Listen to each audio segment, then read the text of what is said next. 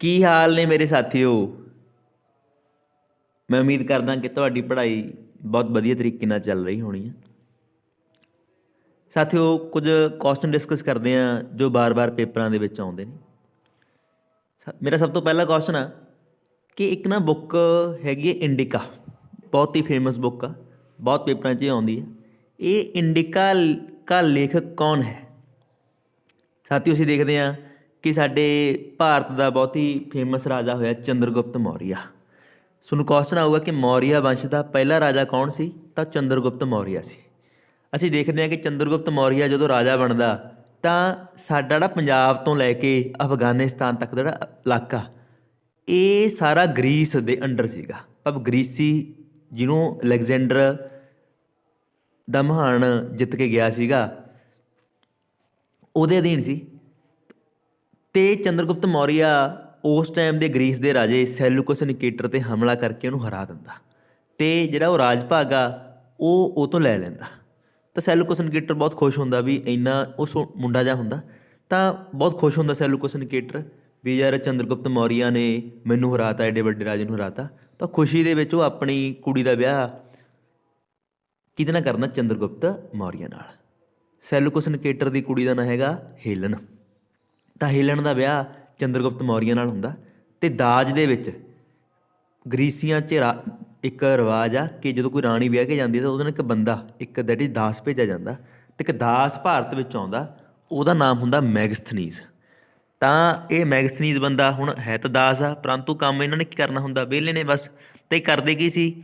ਤਾਂ ਇਹ ਮੈਗਸਥਨੀਜ਼ ਨੇ ਭਾਰਤ ਬਾਰੇ ਬਹੁਤ ਕੁਝ ਲਿਖਿਆ ਕਿ ਭਾਰਤ ਕਿਹੋ ਜਿਹਾ ਦੇਸ਼ ਹੈ। ਇਹ ਭਾਰਤ ਘੁੰਮਦਾ ਸਾਰਾ, ਗਰੀਸ ਦਾ ਬੰਦਾ ਭਾਰਤ ਘੁੰਮਦਾ ਅਤੇ ਬਹੁਤ ਕੁਝ ਲਿਖਦਾ ਭਾਰਤ ਬਾਰੇ।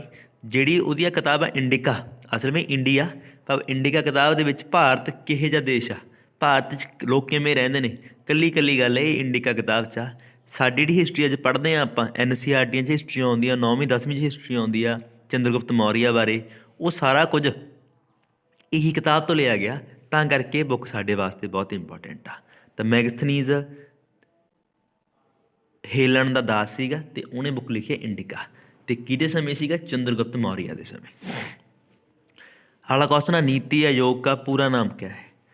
ਸਾਥੀਓ, ਸਾਡੇ ਦੇਸ਼ ਦੇ ਵਿੱਚ ਜਿਵੇਂ ਆਪਾਂ ਪਲੈਨਿੰਗਸ ਕਰਦੇ ਹਾਂ ਨਾ, ਆਪਾਂ ਕੰਮ ਲਈ ਪਲੈਨਿੰਗ ਕਰਦੇ ਹਾਂ, ਤਾਂ ਦੇਸ਼ ਵਿੱਚ ਸੰਸਥਾ ਬਣੀ ਹੋਈ ਹੈ ਨੀਤੀ ਆਯੋਗ। ਇਹਦਾ ਕੰਮ ਕੀ ਆ? ਪਲੈਨਿੰਗਸ ਕਰਨੀ ਹੈ। ਸਾਡੇ ਭਾਰਤ ਵਿੱਚ ਪਹਿਲਾਂ 5 ਸਾਲਾ ਪਲੈਨਿੰਗਸ ਹੁੰਦੀਆਂ ਸੀਗੀਆਂ ਕਿ 5 ਸਾਲਾਂ ਵਾਸਤੇ ਇੱਕ ਯੋਜਨਾ ਬਣਾਈ ਜਾਂਦੀ, ਫਿਰ ਉਹਨੂੰ ਪੂਰਾ ਕਰਨ ਦੇ ਲਈ ਕੋਸ਼ਿਸ਼ ਕਰਦੇ ਫਿਰ ਅਗਲੇ 5 ਸਾਲ ਲਈ।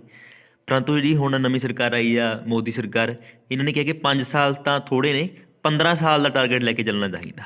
15 ਸਾਲ ਵਾਸਤੇ ਵੱਡੇ ਟਾਰਗੇਟ ਲੈ ਕੇ ਚੱਲਾਂਗੇ ਅਤੇ 3-3 ਸਾਲਾਂ ਦੇ ਵਿੱਚ ਉਹਨੂੰ 5 ਭਾਗਾਂ 'ਚ ਤੋੜ ਲਵਾਂਗੇ ਆਪਾਂ, ਅਤੇ 3-3 ਸਾਲਾਂ 'ਚ ਅਸੀਂ ਉਹਨੂੰ ਅਚੀਵ ਕਰਨ ਦੀ ਕੋਸ਼ਿਸ਼ ਕਰਾਂਗੇ। ਜਿਵੇਂ ਕਿ ਤੁਹਾਨੂੰ ਪਤਾ ਸਾਡਾ ਟਾਰਗੇਟ ਆ ਕਿ 2030 ਤੱਕ ਅਸੀਂ ਜਿਹੜੀ ਅੱਧੀ ਬਿਜਲੀ ਆ ਉਹ ਰੈਨਿਊਏਬਲ ਸੋਰਸ ਆ। ਰੈਨਿਊਏਬਲ ਸੋਰਸ ਕਿਹੜੇ ਹੁੰਦੇ ਨੇ?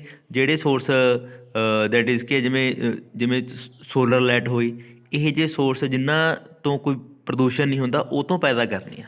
ਤਾਂ ਹੁਣ 3-3 ਸਾਲਾਂ 'ਚ ਅਸੀਂ ਕਿੰਨਾ ਅੱਗੇ ਵਧਣਾ, ਉਸ 3-3 ਸਾਲ ਦਾ ਪਲਾਨ ਬਣਾਉਣੇ ਆ। ਇਹ ਸਾਰਾ ਕੁਝ ਨੀਤੀ ਆਯੋਗ ਕਰਦਾ। ਨੀਤੀ ਆਯੋਗ ਦਾ ਚੇਅਰਮੈਨ ਹਮੇਸ਼ਾ ਪ੍ਰਧਾਨ ਮੰਤਰੀ ਹੁੰਦਾ, ਧਿਆਨ ਰੱਖਣਾ। ਪੂਰਾ ਨਾਮ ਇਹਦਾ ਨੈਸ਼ਨਲ ਇੰਸਟੀਚਿਊਟ ਫਾਰ ਟਰਾਂਸਫੋਰਮੇਸ਼ਨ ਇੰਡੀਆ ਗਾ, national institute for transforming India ਗਾ। ਤਾਂ ਨੀਤੀ ਦਾ ਪੂਰਾ ਨਾਮ ਯਾਦ ਰੱਖਣਾ, national institution for transforming India.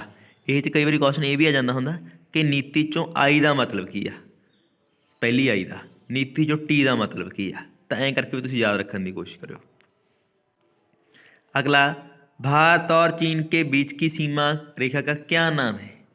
साथियों, भारत ਤੇ ਚੀਨ, ਧਿਆਨ ਰੱਖਣਾ।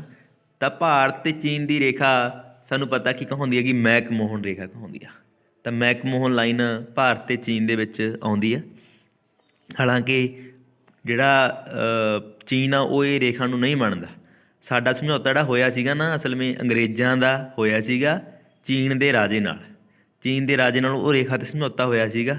ਜਿਹੜੀ ਰੇਖਾ ਜਾਂਦੀ ਆ ਇਹ ਤੋਂ ਉਰਲਾ ਕੀ ਆ? ਭਾਰਤ ਆ, ਉਹ 'ਚ ਅਰੁਣਾਚਲ ਪ੍ਰਦੇਸ਼ ਵੀ ਆਉਂਦਾ, ਲਦਾਖ ਵਾਲਾ ਸਾਰਾ ਏਰੀਆ ਆ ਗਿਆ, ਸਿੱਕਮ ਆ ਗਿਆ, ਵੀ ਇਹ ਭਾਰਤ ਆ। ਪਰਲਾ ਸਾਰਾ ਕੀ ਹੈਗਾ? ਚੀਨ ਆ। ਪਰੰਤੂ ਤੁਹਾਨੂੰ ਪਤਾ 1947 ਦੇ ਵਿੱਚ ਭਾਰਤ ਆਜ਼ਾਦ ਹੋ ਗਿਆ। 1949 ਦੇ ਵਿੱਚ ਉੱਥੋਂ ਦੀ ਕਮਿਊਨਿਸਟ ਪਾਰਟੀ ਨੇ ਰਾਜੇ ਨੂੰ ਮਾਰਤਾ ਤੇ ਆਪ ਸੱਤਾ 'ਤੇ ਬਹਿ ਗਏ ਤਾਂ ਉਹ ਰਾਜੇ ਬਣ ਗਏ। ਕਹਿੰਦਾ ਮਤਲਬ ਉਹ ਕਹਿੰਦੇ ਵੀ ਸਾਨੂੰ ਰਾਜੇ ਵਾਲੀ ਗੱਲ ਮਨਜ਼ੂਰ ਨਹੀਂ ਹੈਗੀ, ਰਾਜੇ ਵਾਲੇ ਜਿਹੜਾ ਉਹਨਾਂ ਨੇ ਕੋਈ ਸਮਝੌਤਾ ਕੀਤਾ ਭਾਰਤ ਨਾਲ ਸਾਨੂੰ ਮਨਜ਼ੂਰ ਨਹੀਂ ਹੈਗਾ। ਤਾਂ ਚੀਨ ਉਹ ਮੈਕਮੋਹਨ ਰੇਖਾ ਨੂੰ ਨਹੀਂ ਮੰਨਦਾ, ਪਰੰਤੂ ਭਾਰਤ ਕਹਿ ਰਿਹਾ ਕਿ ਤੁਹਾਡੇ ਰਾਜੇ ਨਾਲ ਸਾਡਾ ਸਮਝੌਤਾ ਹੋਇਆ ਅਤੇ ਤੁਹਾਨੂੰ ਉਹ ਮੰਨਣਾ ਚਾਹੀਦਾ। ਤਾਂ ਕਰਕੇ ਇਸ਼ੂਜ਼ ਚੱਲਦੇ ਨੇ। ਜਿਹੜੇ ਅੱਜ ਦੀ ਚੀਨੀ ਸਰਕਾਰ ਆ ਉਹ ਕਹਿੰਦੀ ਹੈ ਕਿ ਅਰੁਣਾਚਲ ਪ੍ਰਦੇਸ਼, ਲਦਾਖ, ਸਿੱਕਮ ਇਹ ਸਾਰੇ ਸਾਡੇ ਇਲਾਕੇ ਨੇ, ਇਹ ਸਾਡੇ ਇਲਾਕੇ ਨੇ ਅਤੇ ਇਹ 'ਤੇ ਪਰ ਰਾਜ ਕੌਣ ਕਰ ਰਿਹਾ ਹੈਗਾ? ਭਾਰਤ ਕਰ ਰਿਹਾ। ਅੱਗੇ ਜਿਵੇਂ ਕੱਲ੍ਹ ਆਪਾਂ ਰੋਬਰਟਸ ਕੱਪ ਕੀਤਾ ਸੀ, ਉਵੇਂ ਅੱਜ ਹੈਗਾ ਡੇਵਿਸ ਕੱਪ। ਇਹ ਵੀ ਬਹੁਤ ਫੇਮਸ ਕੱਪ ਆ ਡੇਵਿਸ ਕੱਪ। ਡੇਵਿਸ ਕੱਪ ਕਿਹੜੀ ਗੇਮ ਨਾਲ ਅਟੈਚ ਆ? ਤਾਂ ਅਸੀਂ ਦੇਖਦੇ ਹਾਂ ਕਿ ਲੌਨ ਟੈਨਿਸ ਜਿਹੜੀ ਗੇਮ ਹੁੰਦੀ ਆ ਬਹੁਤ ਹੀ ਫੇਮਸ, ਦੈਟ ਇਜ਼ ਕਿ ਟੂਰਨਾਮੈਂਟ ਹੋਇਆ ਹੁੰਦਾ ਡੇਵਿਸ ਕੱਪ ਦਾ, ਅਤੇ ਟੈਨਿਸ ਦਾ ਟੂਰਨਾਮੈਂਟ ਇਹਨੂੰ ਕਿਹਾ ਜਾਂਦਾ। ਪਹਿਲਾਂ ਵੀ ਗੱਲ ਕੀਤੀ ਸੀ, ਸਾਨੀਆ ਮਿਰਜ਼ਾ, ਲੀਐਂਡਰ ਪੇਸ, ਮਹੇਸ਼ ਭੂਪਤੀ ਇਹ ਸਾਡੇ ਤਕੜੇ ਪਲੇਅਰ ਨੇ ਇੰਡੀਆ ਦੇ। ਅਤੇ ਜੋਕੋਵਿਚ, ਰਫਾਲ ਨਡਾਲ ਇਹ ਕੀ ਨੇ? ਦੁਨੀਆ ਦੇ ਕੀ ਨੇ? ਤਕੜੇ ਪਲੇਅਰ ਨੇ ਟੈਨਿਸ ਦੇ। श्वसन का ਜਿਹੜੇ ਆਪਾਂ ਸਾਹ ਲੈਂਦੇ ਹਾਂ का नियंत्रण मस्तिष्क के किस भाग से होता है? ਜਿਹੜਾ ਆਪਾਂ ਸਾਹ ਲੈਂਦੇ ਹਾਂ ਤਾਂ ਉਹਦਾ ਜਿਹੜਾ ਨਿਯੰਤਰਣ ਆ ਕਿਹੜੇ ਭਾਗ ਤੋਂ ਹੁੰਦਾ? ਤਾਂ ਸਾਡੇ ਸਰੀਰ ਦੇ ਸਾਡਾ ਦਿਮਾਗ ਆ ਨਾ, ਦਿਮਾਗ 'ਚ ਇੱਕ ਭਾਗ ਹੁੰਦਾ ਮੈਡੂਲਾ ਓਬਲੋਂਗੇਟਾ। ਮੈਡੂਲਾ ਓਬਲੋਂਗੇਟਾ ਉਹਦੇ ਕਰਕੇ ਦੈਟ ਇਜ਼ ਕੀ ਆ ਅਸੀਂ ਕੀ ਸਾਹ ਨੂੰ ਕੰਟਰੋਲ ਕਰਦੇ ਹਾਂ। ਕੋਈ ਬਾਹਲਾ ਵਧੀਆ ਕੁਐਸਚਨ ਨਹੀਂ, ਐਡਾ ਕੋਈ ਔਖਾ ਕੁਐਸਚਨ ਆਪਣੇ 'ਚ ਨਹੀਂ ਆਉਂਦਾ। ਅੱਗੇ ਚੱਲਦੇ ਸ਼ਵੇਤ ਕ੍ਰਾਂਤੀ। ਸ਼ਵੇਤ ਕ੍ਰਾਂਤੀ ਦਾ ਮਤਲਬ ਕੀ ਹੁੰਦਾ ਗਾ? ਵਾਈਟ ਰੈਵੋਲਿਊਸ਼ਨ, ਚਿੱਟੀ ਕ੍ਰਾਂਤੀ। ਸਾਥੀਓ ਕੱਲ੍ਹ ਆਪਾਂ ਹਰੀ ਕ੍ਰਾਂਤੀ ਪੜ੍ਹਿਆ ਸੀ ਜੋ ਫਸਲਾਂ ਦੀ ਪੈਦਾਵਾਰ ਨਾਲ ਅਟੈਚ ਸੀ। ਅੱਜ ਹੈਗੀ ਸ਼ਵੇਤ ਕ੍ਰਾਂਤੀ, ਚਿੱਟੀ ਕ੍ਰਾਂਤੀ। ਚਿੱਟੀ ਕ੍ਰਾਂਤੀ ਦੁੱਧ ਉਤਪਾਦਨ ਲਈ। ਸਾਨੂੰ ਪਤਾ ਕਿ ਪਹਿਲਾਂ ਭਾਰਤ ਵਿੱਚ ਦੁੱਧ ਦੀ ਪੈਦਾਵਾਰ ਬਹੁਤ ਥੋੜ੍ਹੀ ਸੀ। ਦੇਖੋ ਕਈ ਵਾਰ ਨਾ ਕੁਐਸਚਨ 'ਚ ਆ ਜਾਂਦਾ ਵੀ ਭਾਰਤ 'ਚ ਇੰਨਾ ਦੁੱਧ ਘੱਟ ਆ ਕਿ ਸਭ ਨੂੰ ਚਮਚਾ ਹੀ ਆਉਂਦਾ। ਇਹ ਐਵੇਂ ਕਹਿਣ ਦੀਆਂ ਗੱਲਾਂ ਬਾਤਾਂ ਨੇ। ਜੇ ਤੁਸੀਂ ਆਪਾਂ ਪੜ੍ਹਦੇ ਹਾਂ ਤਾਂ ਅੱਜ ਭਾਰਤ ਵਿੱਚ ਹਰੇਕ ਬੰਦੇ ਨੂੰ ਪ੍ਰਤੀ ਦਿਨ ਦਾ 250 ml ਭਾਵ 250 ml ਅੱਧੇ ਲੀਟਰ ਦਾ ਅੱਧਾ ਭਾਗ ਹਰੇਕ ਬੰਦੇ ਨੂੰ ਮਿਲਦਾ। ਹਰੇਕ ਬੰਦੇ ਨੂੰ ਕੀ ਪ੍ਰਤੀ ਵਿਅਕਤੀ ਦੁੱਧ ਖਪਤ ਆ ਸਾਡੀ। ਇੰਨਾ ਦੁੱਧ ਹਰੇਕ ਬੰਦੇ ਲਈ ਹਰ ਰੋਜ਼ ਕੀ ਤਿਆਰ ਹੁੰਦਾ ਜੋ ਬਹੁਤ ਜ਼ਿਆਦਾ ਜਾਣੀ ਕਿ ਬਹੁਤ ਵਧੀਆ ਵੈਲਿਊ ਆ ਵਰਲਡ ਦੇ ਵਿੱਚ। ਤਾਂ ਭਾਰਤ 'ਚ ਦੁੱਧ ਦੀ ਕੋਈ ਕਮੀ ਨਹੀਂ ਹੈਗੀ, ਦੁੱਧ ਭਾਰਤ ਵਿੱਚ ਵਧੀਆ ਪੈਦਾ ਹੁੰਦਾ। ਇਹਦਾ ਕਾਰਨ ਕੀ ਆ? ਸਰਕਾਰਾਂ ਦੀਆਂ ਵਧੀਆ ਨੀਤੀਆਂ ਨੇ ਅਤੇ ਨਾਲ ਅਸੀਂ ਦੇਖਦੇ ਹਾਂ ਕਿ ਇੱਕ BJ ਕੁਰੀਅਨ ਜੀ ਹੋਏ ਨੇ। ਕੁਰੀਅਨ ਜੀ ਨੂੰ ਫਾਦਰ ਆਫ ਵਾਈਟ ਰੈਵੋਲਿਊਸ਼ਨ ਕਿਹਾ ਜਾਂਦਾ। ਕੁਰੀਅਨ ਜੀ ਨੇ ਪਿੰਡਾਂ ਵਿੱਚ ਸਭ ਤੋਂ ਪਹਿਲਾਂ ਗੁਜਰਾਤ ਦੇ ਸੀ ਉਹਨਾਂ ਨੇ ਫੈਕਟਰੀਆਂ ਲਾਈਆਂ, ਫੈਕਟਰੀਆਂ ਭਾਵ ਜਿਵੇਂ ਆਪਾਂ ਡੈਅਰੀਆਂ ਲਾਈਆਂ ਅਤੇ ਡੈਅਰੀਆਂ 'ਚ ਬੰਦੇ ਲਾ ਕੇ ਦੁੱਧ ਲਿਆਉਣਾ ਸਟਾਰਟ ਕੀਤਾ, ਜਿਹਦੇ ਨਾਲ ਪਿੰਡਾਂ ਦੇ ਲੋਕਾਂ ਨੂੰ ਲੱਗਿਆ ਯਾਰ ਵੀ ਦੁੱਧ ਉਤਪਾਦਨ ਇੱਕ ਵਧੀਆ ਕੰਮ ਆ। ਹੌਲੀ ਹੌਲੀ ਦੁੱਧ ਦੀ ਪੈਦਾਵਾਰ ਵਧਾਈ। ਉਹਨਾਂ ਨੇ ਖਾਦਾਂ ਦਿੱਤੀਆਂ ਵੀ ਤੁਸੀਂ ਜੇ ਖਵਾਓਗੇ ਤਾਂ ਵਧੀਆ ਹੋਊ। ਇੱਦਾਂ ਕਰਕੇ ਉਹਨਾਂ ਨੇ ਪਿੰਡਾਂ ਨੂੰ ਸ਼ਹਿਰਾਂ ਨਾਲ ਜੋੜਿਆ ਅਤੇ ਦੁੱਧ ਪਿੰਡਾਂ ਤੋਂ ਸ਼ਹਿਰਾਂ ਵੱਲ ਜਾਣਾ ਸਟਾਰਟ ਹੋਇਆ। ਤਾਂ ਕੁਰੀਅਨ ਜੀ ਨੂੰ ਧਿਆਨ ਰੱਖੋ, ਜਿਹੜੀ ਅਮੂਲ ਫੈਕਟਰੀ ਆ ਇਹ ਕੁਰੀਅਨ ਜੀ ਦੀ ਹੀ ਹੈ ਅਤੇ ਜਿਹੜੇ ਕੁਰੀਅਨ ਜੀ ਨੇ ਉਹਨਾਂ ਨੂੰ ਫਾਦਰ ਆਫ ਵਾਈਟ ਰੈਵੋਲਿਊਸ਼ਨ ਕਹਿੰਦੇ ਨੇ। ਆ ਗਿਆ ਕੁਐਸਚਨ ਹੁਣੇ ਦੱਸ ਕੇ ਹਟੇ ਹਾਂ। ਸ਼ਵੇਤ ਕ੍ਰਾਂਤੀ ਕਾ ਜਨਕ ਫਾਦਰ ਕਿਸੇ ਕਹਾ ਜਾਤਾ ਹੈ? ਤਾਂ ਇਟ ਇਜ਼ ਹੈਗੇ ਨੇ ਡਾਕਟਰ ਵਰਗੀਜ਼ ਕੁਰੀਅਨ। ਸਮਝੀ ਗੱਲ ਨੂੰ? ਤਾਂ BJ ਕੁਰੀਅਨ ਭਾਵ ਵਰਗੀਜ਼ ਕੁਰੀਅਨ ਨੂੰ ਪਿਤਾਮਾ ਕਹਿੰਦੇ ਨੇ। ਰਾਸ਼ਟਰੀ ਵਿਕਾਸ ਪ੍ਰੀਸ਼ਦ ਇੱਕ ਨਾ ਕੌਂਸਲ ਬਣੀ ਹੋਈ ਆ, ਉਹਨੂੰ ਕਹਿੰਦੇ ਨੇ ਨੈਸ਼ਨਲ ਡਿਵੈਲਪਮੈਂਟ ਕੌਂਸਲ। ਕੰਮ ਲਗਭਗ ਨੀਤੀ ਆਯੋਗ ਵਰਗਾ ਹੀ ਆ, ਪਰ ਇਹ ਅਲੱਗ-ਅਲੱਗ ਧਿਆਨ ਰੱਖਦੀ ਆ ਵੀ ਕਿਸ ਤਰੀਕੇ ਨਾਲ ਅਸੀਂ ਕਰ ਸਕਦੇ ਹਾਂ, ਵਾਧਾ ਕਰ ਸਕਦੇ ਹਾਂ, ਡਿਵੈਲਪਮੈਂਟ ਕਰ ਸਕਦੇ ਹਾਂ। ਇਹਦਾ ਅਧਿਅਕਸ਼ ਕੌਣ ਹੁੰਦਾ? ਤਾਂ ਸਾਥੀਓ ਨੀਤੀ ਆਯੋਗ ਅਤੇ NDC ਇੱਕੋ ਹੀ ਗੱਲਾਂ ਬਾਤਾਂ ਨੇ। NDC ਨੀਤੀ ਆਯੋਗ ਦਾ ਭਾਗ ਆ। ਜੇ ਨੀਤੀ ਆਯੋਗ ਦਾ ਚੇਅਰਮੈਨ ਕੌਣ ਹੈਗਾ? ਪ੍ਰਧਾਨ ਮੰਤਰੀ ਆ। ਤਾਂ NDC ਦਾ ਚੇਅਰਮੈਨ ਵੀ ਕੌਣ ਹੋਊਗਾ? ਪ੍ਰਧਾਨ ਮੰਤਰੀ ਹੀ ਹੋਊਗਾ। ਤਾਂ ਨੈਸ਼ਨਲ ਡਿਵੈਲਪਮੈਂਟ ਕੌਂਸਲ ਅਤੇ ਨੀਤੀ ਆਯੋਗ ਦੋਹਾਂ ਦੇ ਪ੍ਰਧਾਨ ਕੌਣ ਹੁੰਦੇ ਨੇ? ਸਾਡੇ ਪ੍ਰਧਾਨ ਮੰਤਰੀ ਜੀ ਹੁੰਦੇ ਨੇ। राज्य सभा के सदस्यों का कार्यकाल कितने वर्ष का होता है? बहुत बढ़िया क्वेश्चन ਜਿਹੜਾ ਲਾਸਟ ਆਰਮੀ GD ਦਾ ਪੇਪਰ ਹੋਇਆ ਸੀਗਾ ਉਹਦੇ ਵਿੱਚ ਇਹ ਪਹਿਲਾ ਕੁਐਸਚਨ ਹੀ ਸੀਗਾ। ਆਹੀ ਕੁਐਸਚਨ ਪਹਿਲਾ ਕੁਐਸਚਨ ਸਾਥੀਓ ਕਿ राज्य सभा के सदस्यों का कार्यकाल कितने वर्ष का होता है? ਤਾਂ ਤੁਸੀਂ ਦੇਖੋਗੇ ਕਿਹੜਾ ਇਹ ਕਾਰਿਆਕਾਲ ਆ ਇਹ 5 ਸਾਲ ਨਹੀਂ ਹੈਗਾ, ਇਹ 6 ਸਾਲਾਂ ਦਾ। ਹਰੇਕ ਰਾਜ ਸਭਾ ਦਾ ਮੈਂਬਰ 6 ਸਾਲ ਲਈ ਚੁਣਿਆ ਜਾਂਦਾ ਅਤੇ ਹਰੇਕ ਲੋਕ ਸਭਾ ਦਾ ਮੈਂਬਰ 5 ਸਾਲ ਲਈ ਚੁਣਿਆ ਜਾਂਦਾ। ਸਾਥੀਓ, ਰਾਜ ਸਭਾ ਦੀ ਸਥਾਪਨਾ 1951 ਦੇ ਵਿੱਚ ਹੋਈ ਸੀ। ਉਦੋਂ ਤੋਂ ਲੈ ਕੇ ਅੱਜ ਤੱਕ ਰਾਜ ਸਭਾ ਕਦੇ ਭੰਗ ਨਹੀਂ ਹੋਈ। ਮੈਂਬਰ 6-6 ਸਾਲਾਂ ਬਾਅਦ ਰਿਟਾਇਰ ਹੁੰਦੇ ਰਹਿੰਦੇ ਨੇ, ਪਰੰਤੂ ਕਦੇ ਭੰਗ ਨਹੀਂ ਹੁੰਦੀ ਰਾਜ ਸਭਾ। ਪਰੰਤੂ ਲੋਕ ਸਭਾ ਨੂੰ ਪ੍ਰੋਪਰਲੀ 5 ਸਾਲਾਂ ਬਾਅਦ ਭੰਗ ਕੀਤਾ ਜਾਂਦਾ, ਨਵੇਂ ਸਿਰਿਆਂ ਤੋਂ ਵੋਟਾਂ ਪਵਾ ਕੇ ਉਹਨੂੰ ਸਟਾਰਟ ਕੀਤਾ ਜਾਂਦਾ। ਤੁਹਾਨੂੰ ਕੁਐਸਚਨ ਆਊਗਾ ਕਿ ਸਾਡੀ ਹੁਣ ਕਿੰਨੀ ਲੋਕ ਸਭਾ ਚੱਲ ਰਹੀ ਆ, ਹੁਣ ਲੋਕ ਸਭਾ ਦੀ ਗਿਣਤੀ ਕਿਹੜੀ ਆ? ਆਪਸ਼ਨ ਦਿੰਦਾ ਤੁਹਾਨੂੰ 15ਵਾਂ 16 17 18। 15 16 17 18 ਕਿਹੜੀ ਲੋਕ ਸਭਾ ਚੱਲ ਰਹੀ ਆ? ਮੈਨੂੰ ਕਮੈਂਟ ਬਾਕਸ ਜ਼ਰੂਰ ਦੱਸਿਓ ਵੀ ਕਿਹੜੀ ਲੋਕ ਸਭਾ ਐਟ ਟਾਈਮ ਪ੍ਰੈਜ਼ੈਂਟ ਚੱਲ ਰਹੀ ਹੈ। ਕਿੰਨੀ ਰਾਜ ਸਭਾ ਚੱਲ ਰਹੀ ਹੈ? ਰਾਜ ਸਭਾ ਤਾਂ ਪਹਿਲੀ ਹੀ ਚੱਲੀ ਜਾਂਦੀ ਆ, ਰਾਜ ਸਭਾ ਕਦੇ ਭੰਗ ਨਹੀਂ ਹੁੰਦੀ। ਜਿਹੜੇ ਉਪ ਰਾਸ਼ਟਰਪਤੀ ਹੁੰਦੇ ਨੇ ਉਹ ਰਾਜ ਸਭਾ ਦੇ ਚੇਅਰਮੈਨ ਹੁੰਦੇ ਨੇ। ਉਪ ਰਾਸ਼ਟਰਪਤੀ ਰਾਜ ਸਭਾ ਦੇ ਚੇਅਰਮੈਨ ਅਤੇ ਲੋਕ ਸਭਾ ਦੇ ਚੇਅਰਮੈਨ ਸਪੀਕਰ ਹੁੰਦੇ ਨੇ। ਧਿਆਨ ਰੱਖਣਾ ਇਹ ਗੱਲ ਦੇ ਵਿੱਚ। ਮੁਗਲ ਕਾਲ ਕੀ ਰਾਜ ਭਾਸ਼ਾ ਕਿਆ ਥੀ? ਜਿਹੜਾ ਮੁਗਲਿਆ ਸਲਤਨਤ ਕੱਲ੍ਹ ਪੜ੍ਹੀ ਸੀ ਆਪਾਂ ਬਾਬਰ ਵਰਗਿਆਂ ਦੀ, ਤਾਂ ਉਹਦੇ ਵਿੱਚ ਕਿਹੜੀ ਭਾਸ਼ਾ ਚੱਲਦੀ ਸੀ? ਜਿਵੇਂ ਅੱਜ ਭਾਰਤ ਵਿੱਚ ਇੰਗਲਿਸ਼ ਅਤੇ ਹਿੰਦੀ ਜਿਹੜੀ ਰਾਜ ਭਾਸ਼ਾ, ਹਾਲਾਂਕਿ ਆਪਣੀ ਕੋਈ ਰਾਜ ਭਾਸ਼ਾ ਲਿਖੀ ਨਹੀਂ ਹੋਈ ਕਿ ਰਾਜ ਭਾਸ਼ਾ ਭਾਰਤ ਦੀ ਆ ਇਹ, ਪਰ ਜਿਹੜਾ ਕੰਮ ਹੁੰਦਾ ਉਹ ਕਿਹਦੇ ਵਿੱਚ ਹੁੰਦਾ ਗਾ? ਦਫ਼ਤਰੀ ਕੰਮ ਕੀ 'ਚ ਹੁੰਦਾ ਗਾ? ਉਹ ਹੁੰਦਾ ਇੰਗਲਿਸ਼ ਅਤੇ ਹਿੰਦੀ 'ਚ। ਉਵੇਂ ਪੰਜਾਬ ਦਾ ਜਿਹੜਾ ਦਫ਼ਤਰੀ ਕੰਮ ਆ ਉਹ ਪੰਜਾਬੀ 'ਚ ਹੁੰਦਾ। ਧਿਆਨ ਰੱਖਣਾ ਇਹ ਗੱਲ ਦੇ ਵਿੱਚ। ਤਾਂ ਉਵੇਂ ਮੁਗਲ ਕਾਲ ਦਾ ਕੰਮ ਕੀ 'ਚ ਹੁੰਦਾ ਸੀ? ਤਾਂ ਅਸੀਂ ਦੇਖਦੇ ਹਾਂ ਕਿ ਫਾਰਸੀ ਜਿਹੜੀ ਭਾਸ਼ਾ ਨਾ ਉਹ ਮੁਗਲ ਕਾਲ ਦੀ ਸੀ। ਤਾਂਹੀਓ ਉਸ ਟਾਈਮ 'ਤੇ ਮੁਗਲ ਕਾਲ 'ਚ ਲੋਕ, ਜਿਵੇਂ ਅੱਜ ਆਪਾਂ ਕਲਾਸਾਂ ਲਾਉਂਦੇ ਹਾਂ ਆਇਲਸ ਦੀਆਂ, ਵੀ ਇੰਗਲਿਸ਼ ਸਾਨੂੰ ਆਉਣੀ ਚਾਹੀਦੀ ਆ, ਉਸ ਟਾਈਮ 'ਤੇ ਲੋਕ ਫਾਰਸੀ ਦੀਆਂ ਕਲਾਸਾਂ ਲਾਉਂਦੇ ਸੀ, ਕਿਉਂਕਿ ਜੇ ਫਾਰਸੀ ਆਊਗੀ ਤਾਂ ਉਹਨੂੰ ਦਫ਼ਤਰੀ ਕੰਮ ਮਿਲ ਸਕਦਾ ਅਤੇ ਉਹ ਕੀ ਆ, ਵਧੀਆ ਰਹਿ ਸਕਦੇ ਨੇ। ਤਾਂਹੀਓ ਕਹਾਵਤ ਸੀ ਵੀ ਪੜ੍ਹੇ ਫਾਰਸੀ ਵੇਚੇ ਤੇਲ, ਵੀ ਪੜ੍ਹਦਾ ਤਾਂ ਫਾਰਸੀ ਸੀਗਾ ਪਰ ਵੇਚ ਰਿਹਾ ਤੇਲ। ਦੇਖੋ ਕਿਸਮਤ ਕਾ ਖੇਲ। ਭਾਵ ਉਸ ਟਾਈਮ 'ਤੇ ਫਾਰਸੀ ਬੋਲਣ ਵਾਲੇ ਬੰਦੇ ਨੂੰ ਜੇਕਰ ਉਹ ਚੰਗਾ ਕੰਮ ਨਹੀਂ ਕਰ ਰਿਹਾ ਤਾਂ ਲੋਕ ਕਹਿੰਦੇ ਸੀ ਵੀ ਮਾੜੀ ਕਿਸਮਤ ਦਾ ਬੰਦਾ ਇਹ, ਆਉਂਦੀ ਇਹਨੂੰ ਫਾਰਸੀ ਆ ਅਤੇ ਵੇਚੀ ਜਾਂਦਾ ਤੇਲ ਇਹ। ਤਾਂ ਇਟ ਮੀਨਸ ਫਾਰਸੀ ਦਾ ਉਸ ਟਾਈਮ 'ਤੇ ਬਹੁਤ ਕਰੇਜ਼ ਸੀ ਲੋਕਾਂ ਨੂੰ, ਲੋਕ ਬਹੁਤ ਵੱਧ ਚੜ੍ਹ ਕੇ ਫਾਰਸੀ ਪੜ੍ਹਦੇ ਸੀਗੇ ਮੁਗਲ, ਕਿਉਂਕਿ ਉਹਨਾਂ ਨੂੰ ਇਹ ਸੀ ਵੀ ਜੇ ਪੜ੍ਹਾਂਗੇ ਤਾਂ ਸਾਨੂੰ ਦੈਟ ਇਜ਼ ਕਿ ਜੋਬ ਕੀ ਲੱਗਦੀ ਹੈ। ਬਹੁਤ ਸਾਰੀਆਂ ਕਿਤਾਬਾਂ ਜਿਹੜੀਆਂ ਆਈਆਂ ਨੇ ਮੁਗਲ ਦੀਆਂ ਉਹ ਫਾਰਸੀ ਭਾਸ਼ਾ ਵਿੱਚ ਛਪੀਆਂ ਨੇ। ਅੱਗੇ ਆਪਾਂ ਕੱਲ੍ਹ ਪੜ੍ਹ ਰਹੇ ਸੀ ਅਕਬਰ ਦੇ 9 ਰਤਨਾਂ ਵਿੱਚੋਂ ਇੱਕ ਰਤਨ ਨੇ ਤਾਨਸੇਨ ਜੀ। ਉਹਨਾਂ ਦਾ ਅਸਲੀ ਨਾਮ ਕੀ ਆ?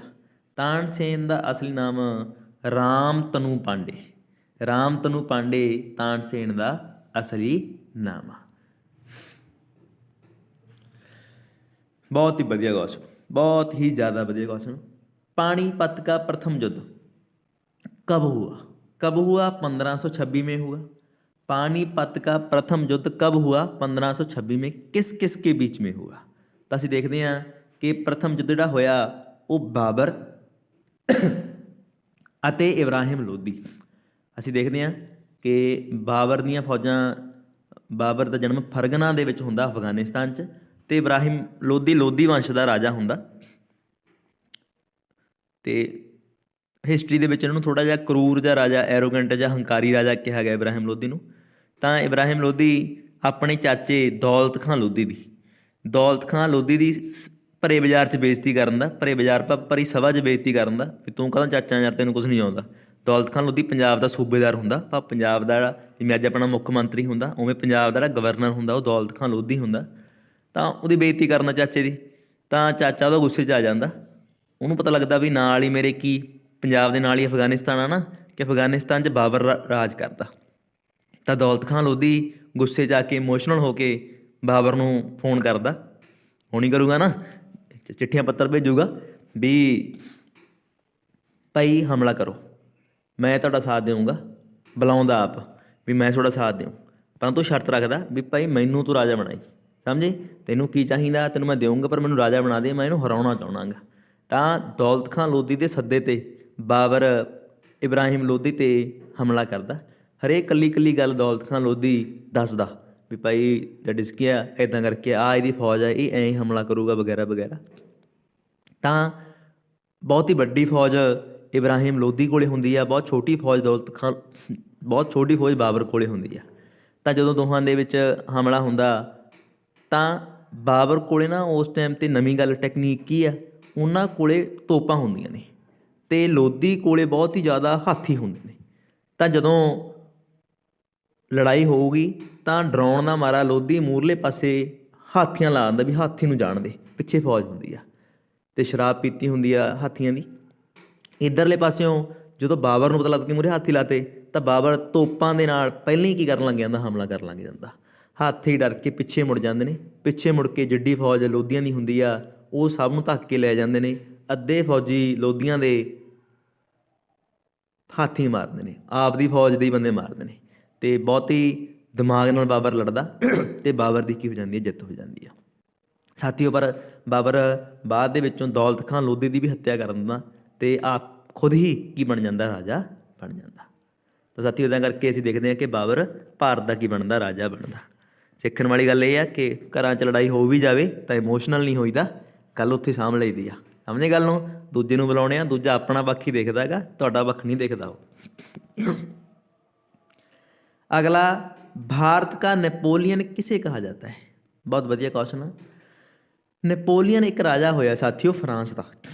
ਧਿਆਨ ਰੱਖਣਾ, ਨੈਪੋਲੀਅਨ ਕਿੱਥੋਂ ਦਾ ਰਾਜਾ ਹੋਇਆ? ਫਰਾਂਸ ਦਾ।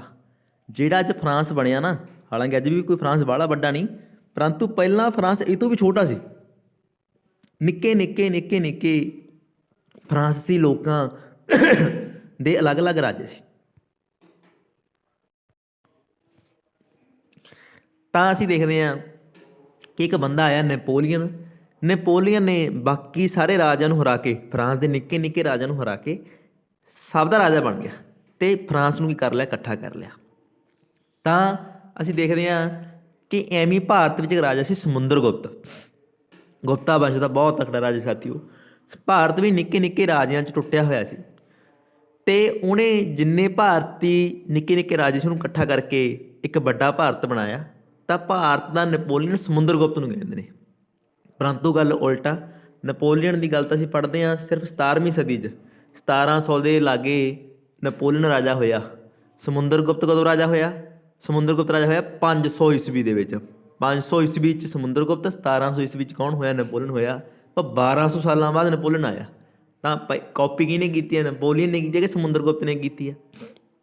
ਤਾਂ ਹੋਣਾ ਤਾਂ ਕੀ ਚਾਹੀਦਾ ਸੀਗਾ ਕਿ ਫਰਾਂਸ ਦਾ ਸਮੁੰਦਰਗੁਪਤ ਕਿਹਨੂੰ ਕਹਿੰਦੇ ਨੇ?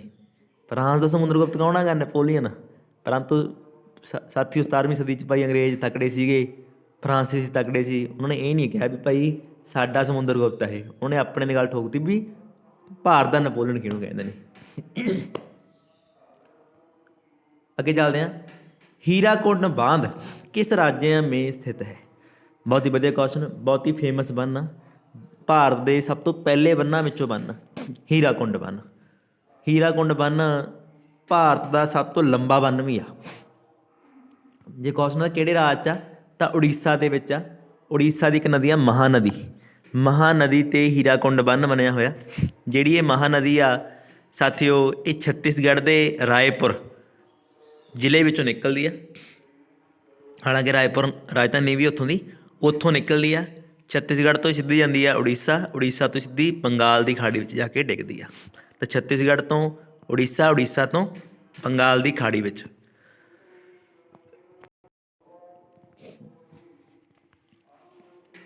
ਬਿਹਾਰ ਕਾ ਸ਼ੋਕ ਕਿਸ ਨਦੀ ਕੋ ਕਹਤੇ ਹੈ? ਸ਼ੋਕ ਹੁੰਦਾ ਪ੍ਰੋਬਲਮ। ਅਸੀਂ ਦੇਖਦੇ ਹਾਂ ਕਿ ਇੱਕ ਨਦੀ ਆ ਜਿਸ 'ਚ ਬਹੁਤ ਜ਼ਿਆਦਾ ਹੜ੍ਹ ਆਉਂਦੇ ਨੇ। ਨਦੀ ਬਿਲਕੁਲ ਸਿੱਧੀ ਪਹਾੜਾਂ ਤੋਂ ਸਿੱਧੀ ਬਿਹਾਰ 'ਚ ਐਂਟਰ ਕਰਦੀ ਆ। ਤਾਂ ਜਿੰਨਾ ਰੇਤਾ ਹੁੰਦਾ, ਜਦੋਂ ਮਾੜਾ ਮੀਂਹ ਪੈ ਜਾਂਦਾ ਪਹਾੜਾਂ 'ਤੇ, ਉਹਦੇ ਨਾਲ ਦੀ ਨਾਲ ਕੀ ਆ ਜਾਂਦਾ, ਉੱਥੇ ਹੜ੍ਹ ਆ ਜਾਂਦੇ ਨੇ। ਤਾਂ ਕਿਹੜੀ ਨਦੀ ਨੂੰ ਬਿਹਾਰ ਦਾ ਸ਼ੋਕ ਕਹਿੰਦੇ ਨੇ? ਤਾਂ ਕੋਸੀ ਨਦੀ ਨੂੰ। ਕੋਸੀ ਨਦੀ ਨੂੰ ਬਿਹਾਰ ਦਾ ਦਰਦ, ਬਿਹਾਰ ਦਾ ਸ਼ੋਕ ਕਿਹਾ ਜਾਂਦਾ ਸਾਥੀਓ। ਜਿਹੜੀ ਇਹ ਕੋਸੀ ਨਦੀ ਆ, ਇਹ ਗੰਗਾ ਨਦੀ ਦੀ ਵਿੱਚ ਆਪਣਾ ਪਾਣੀ ਦਿੰਦੀ ਆ। ਗੰਗਾ ਨਦੀ ਵਿੱਚ ਆਪਣਾ ਪਾਣੀ ਪਾਉਂਦੀ ਆ ਕੋਸੀ ਨਦੀ। ਕਰਕ ਰੇਖਾ, ਬਹੁਤ ਵਧੀਆ ਕੁਐਸਚਨ ਆ। 3 ਰੇਖਾਵਾਂ ਨੇ, 0 ਡਿਗਰੀ 'ਤੇ ਭੂ-ਮੱਧ ਰੇਖਾ, 23.5 ਡਿਗਰੀ ਉੱਤਰ 'ਤੇ ਕਰਕ ਰੇਖਾ, 23.5 ਡਿਗਰੀ ਦੱਖਣ ਵਿੱਚ ਮਕਰ ਰੇਖਾ। कर्क रेखा, भूमध्य रेखा ते मकर रेखा भारत के कितने राज्यों से होकर निकलती है? साथियों, भूमध्य रेखा भारत विच दी नहीं लंघदी, मकर रेखा भी भारत विच नहीं लंघदी। क्यों नहीं लंघदी? क्योंकि भारत 8 डिग्री तो शुरू होंदा, पर भूमध्य रेखा भी की होगी हेठां होगी, तो मकर रेखा भी हेठां होगी। सिर्फ कर्क रेखा ही भारत में लंघदी आ, ਕਿੰਨੇ ਰਾਜਾਂ ਵਿੱਚ ਦੀ ਹੋ ਕੇ ਲੰਘਦੀ ਆ? ਤਾਂ ਉੱਤਰ ਆਊਗਾ 8 ਰਾਜਾਂ ਵਿੱਚ ਦੀ। 8 ਰਾਜਾਂ ਵਿੱਚ ਦੀ ਕਰਕ ਰੇਖਾ ਲੰਘਦੀ ਆ। ਚਲੋ ਠੀਕ ਹੈ ਸਾਥੀਓ, ਅੱਜ ਵਾਸਤੇ ਇੰਨੇ ਕੁਐਸਚਨ ਹੀ ਨੇ। ਇਹ ਕੁਐਸਚਨ ਦੀ ਵਧੀਆ ਦੈਟ ਇਜ਼ ਕਿ ਨੋਟ ਕਰਨੇ, ਮੇਨ ਕੁਐਸਚਨ ਨੇ ਜੋ ਹਰ ਵਾਰ ਪੇਪਰ ਦੇ ਵਿੱਚ ਆਉਂਦੇ ਨੇ। ਸਾਥੀਓ ਜੇਕਰ ਕਿਸੇ ਬੱਚੇ ਨੇ army, air force, navy, NDA ਜਾਂ CDS, ਕਿਉਂਕਿ ਮੈਂ ਤੁਹਾਨੂੰ ਦੱਸਣਾ ਚਾਹੁੰਦਾ ਕਿ ਮੇਰਾ NDA ਨੈਸ਼ਨਲ ਡਿਫੈਂਸ ਅਕੈਡਮੀ ਦਾ ਐਗਜ਼ਾਮ 2 ਵਾਰ ਕਲੀਅਰ ਆ, ਜੋ ਲੈਫਟੀਨੈਂਟ ਬਣਨ ਲਈ ਹੁੰਦਾ। Similarly CDS combined defence service ਜੋ ਲੈਫਟੀਨੈਂਟ ਬਣਨ ਲਈ ਹੁੰਦਾ ਆਫਟਰ ਗ੍ਰੈਜੂਏਸ਼ਨ, ਉਹ 1 ਵਾਰ ਕਲੀਅਰ ਆ। ਬਟ ਇਸ਼ੂਜ਼ ਨੇ ਕਿ ਮੇਰੀ ਇੰਟਰਵਿਊ ਮੈਂ ਫੇਸ ਕਰਨ ਗਿਆ ਸੀ SSB, ਕਲੀਅਰ ਨਹੀਂ ਹੋ ਪਾਈ। ਬਟ ਦੈਟ ਇਜ਼ ਕਿ ਐਗਜ਼ਾਮ ਮੇਰੇ ਦੋਵੇਂ ਕਲੀਅਰ ਹੋਏ ਨੇ ਅਤੇ ਮੈਂ ਕਾਫੀ ਟਾਈਮ ਤੋਂ ਟੀਚ ਵੀ ਕਰ ਰਿਹਾ ਇਹਨਾਂ ਸਟੂਡੈਂਟਸ ਨੂੰ। ਤਾਂ ਕੋਈ students NDA, CDS plus army, GD, technical clerk ਦੀ ਤਿਆਰੀ ਕਰਨਾ ਚਾਹੁੰਦਾ ਆਫਲਾਈਨ, ਤਾਂ ਉਹ ਮੇਰੇ ਕੋਲ ਆ ਸਕਦਾ ਐਨੀ ਟਾਈਮ। ਅਤੇ ਕੋਈ ਕਾਲ ਕਰਨੀ ਹੋਵੇ, ਕੋਈ ਗੱਲ ਪੁੱਛਣੀ ਹੋਵੇ, ਕੋਈ ਇਸ਼ੂ ਨਹੀਂ, ਤਾਂ ਵੀ ਮੈਨੂੰ ਫੋਨ ਕਰ ਸਕਦੇ ਹੋ। ਕੋਈ ਮਰਜ਼ੀ ਬੱਚਾ ਕੋਈ ਮਰਜ਼ੀ ਗੱਲ ਪੁੱਛਣਾ ਚਾਹੁੰਦਾ ਐਨੀ ਟਾਈਮ, ਮੇਰਾ ਨੰਬਰ ਲਿਖਿਆ ਪਿਆ, ਤਾਂ ਮੈਨੂੰ ਕਾਲ ਕਰਕੇ ਪੁੱਛ ਸਕਦਾ। Thank you.